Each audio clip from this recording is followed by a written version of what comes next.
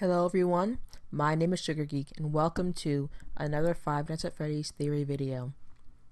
This one will be talking about the FNAF 4 location. What is it? When did this happen?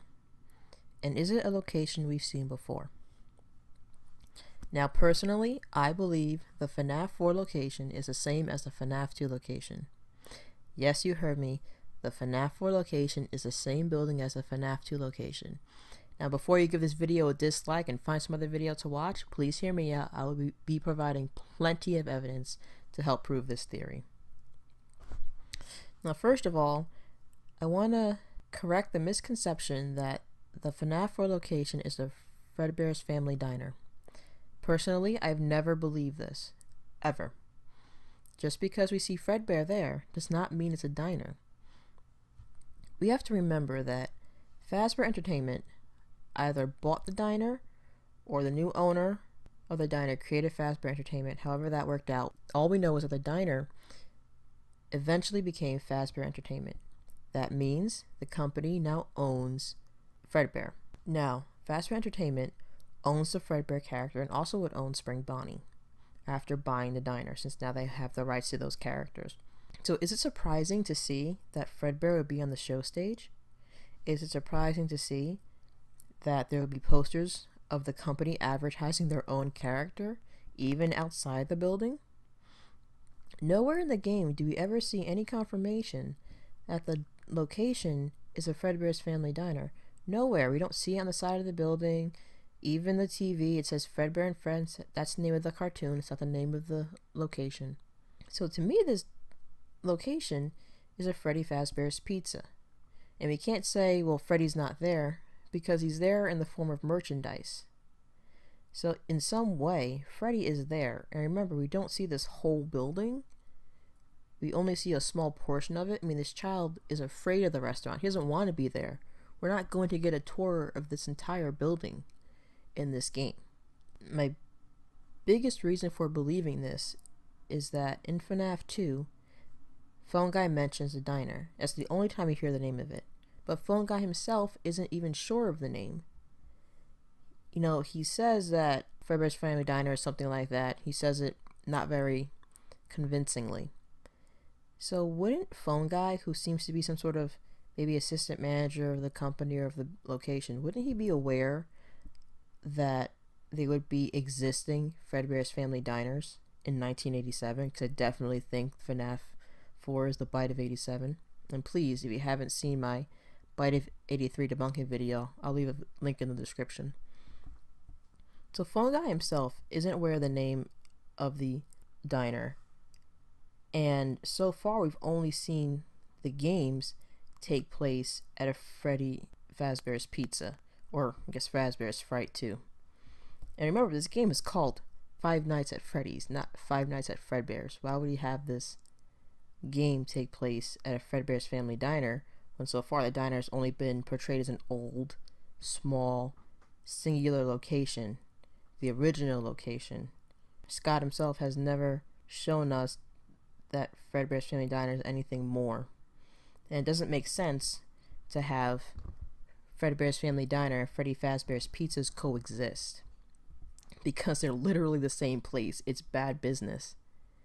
Why would you have a diner that features Fredbear and Freddy and the gang, since they, like I said, they're in the form of merchandise? And why would you have a Freddy Fazbear's Pizza that features Fredbear and Freddy and the gang? Same building, same thing. Why have two names for the same thing?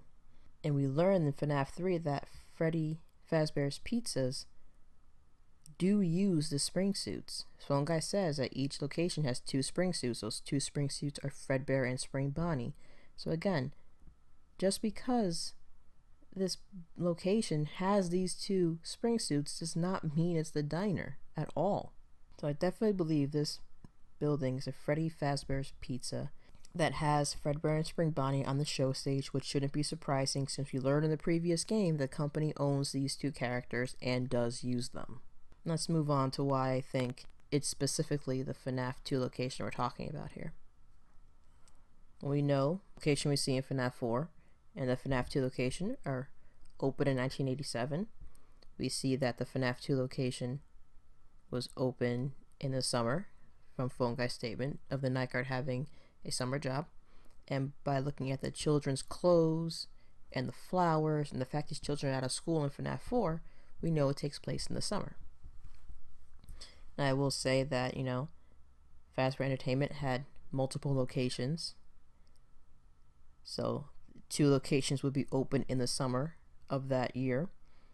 So we need more evidence, obviously, to prove that they're the same building. Let's look at the layout of the building.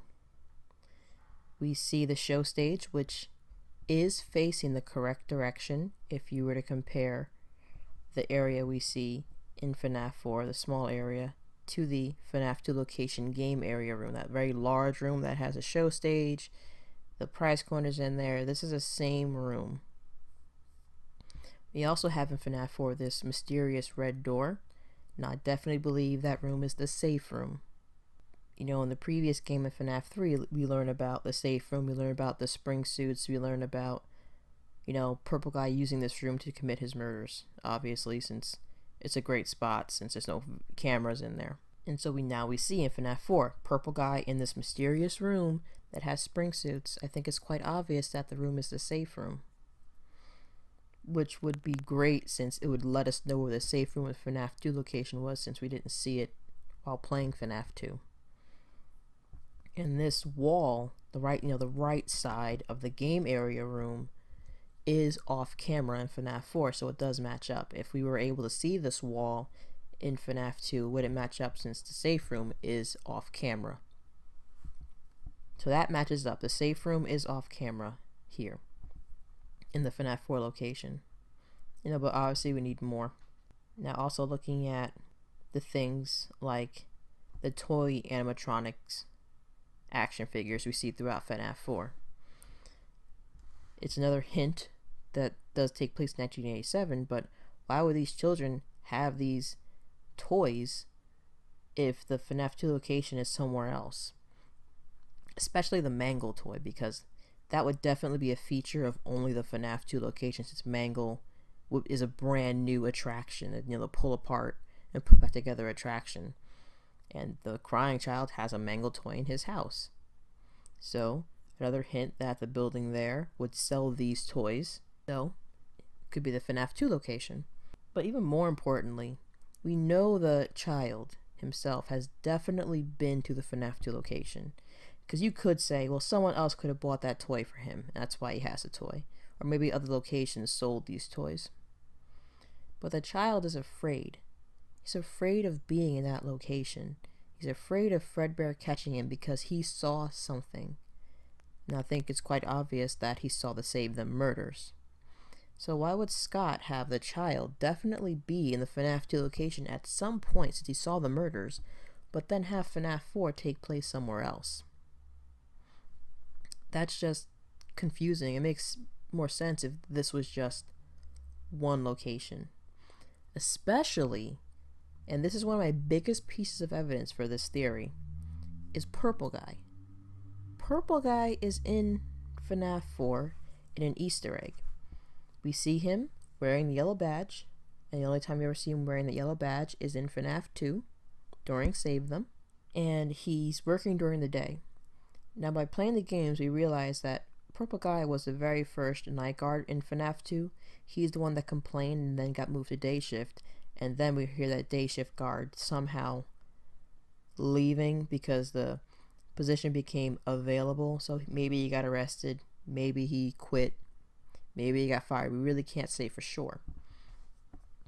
So we see Purple Guy, again, wearing the yellow badge, working during the day. It seems to me that he's the day shift guard. Why would Purple Guy, move to day shift and then either, get quit or get fired or whatever, and then go to another Freddy Fazbear's Pizza to start working there? Why would they even hire him? He's obviously a suspect for the murders since, he left and we know the building was about to be on lockdown in FNAF 2. It doesn't make sense to me that Purple Guy would go to another location and then work there when he should be laying low from the police. That to me doesn't make any sense. Another big hint is Nightmare Balloon Boy. Nightmare Balloon Boy is a canon update to FNAF 4. And we only know Balloon Boy, again, being at the FNAF 2 location. He was very short-lived just during that time. So why would Balloon Boy show up in the child's nightmares?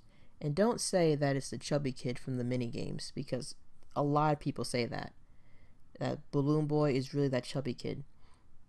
And I understand they're both round and they both hold a balloon, but the crying child has absolutely no reason to see that random child he came across on his walk home as Balloon Boy with these sharp teeth.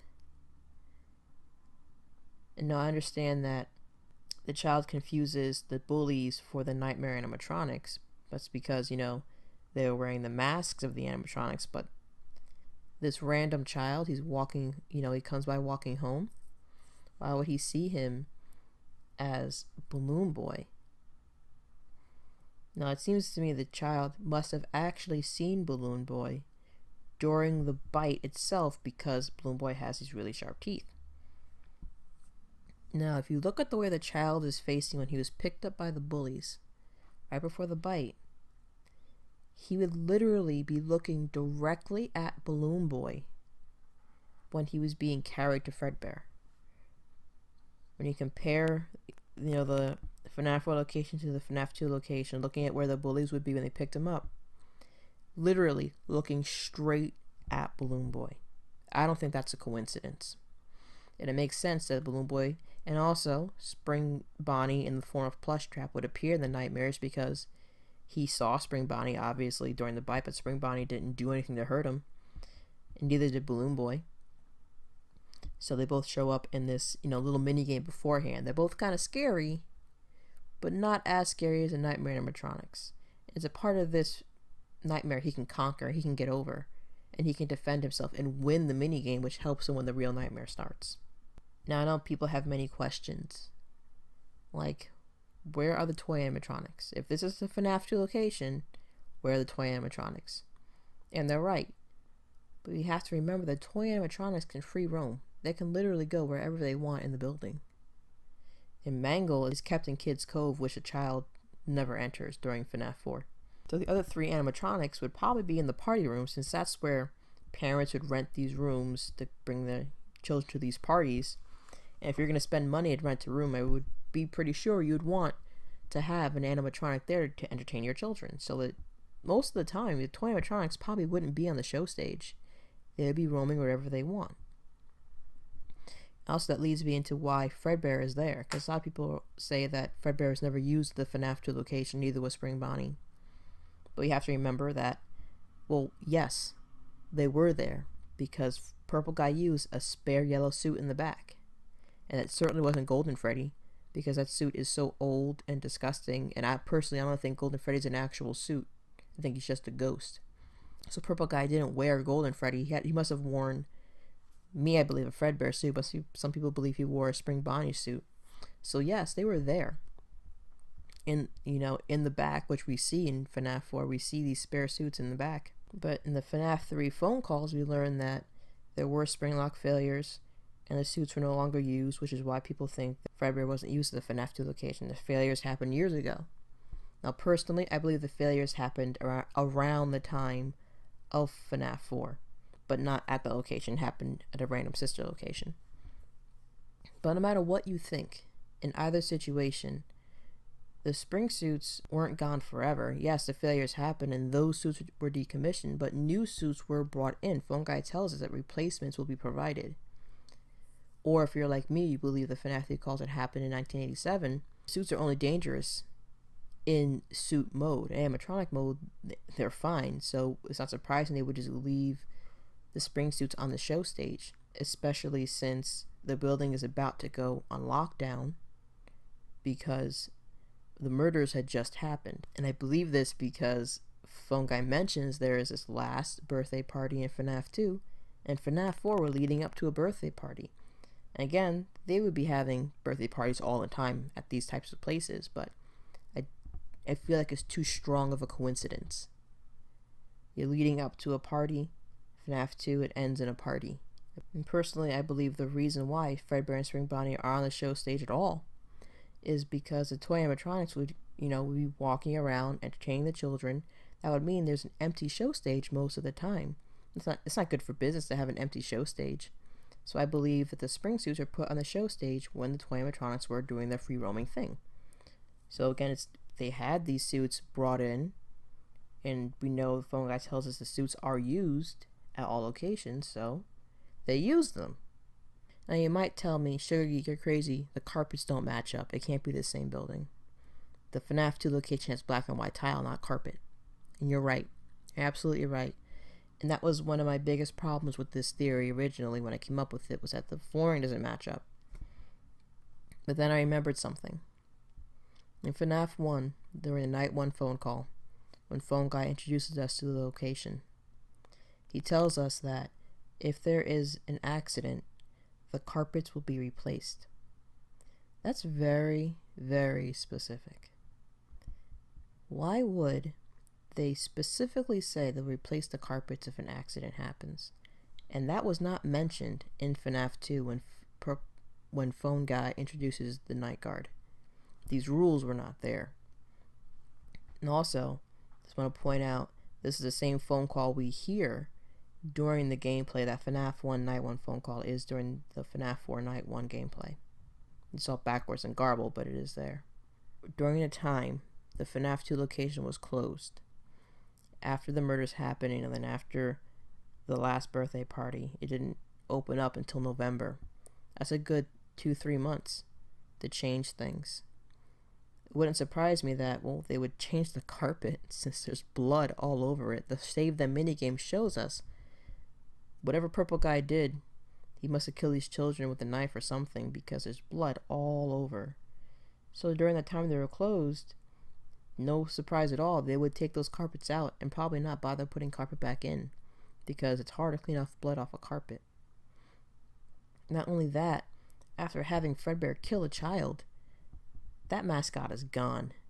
There's no way the Fazbear Entertainment would keep him after what happened. It would be all over in the newspapers.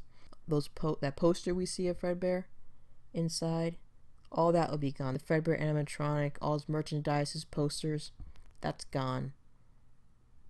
So when we play FNAF 2 in November, Fredbear is, at that point, he's gone. So that's why we don't see him at all. That's why there's no posters of him inside. So I think it's completely possible that the FNAF 2 location and the FNAF 4 location are the same building, just during 2 different times. FNAF 4 is during the summer, and FNAF 2 takes place in November in the fall. Now, I understand there's little things here and there that don't match up, like the green stripe that goes around the FNAF 2 location isn't in FNAF 4. Maybe some other small decorative things, but the walls are still gray. There is confetti on the walls. Now, this is what I believe, and I hope other people understand why I believe these 2 locations are the same, and why I believe it's a Freddy Fazbear's Pizza, not a Fredbear's Family Diner. Either way, I hope you enjoyed this theory video. If you liked it, please give a like. If you want to see more videos and more theories about Five Nights at Freddy's, please subscribe. Thank you so much for watching, and I will see you next time.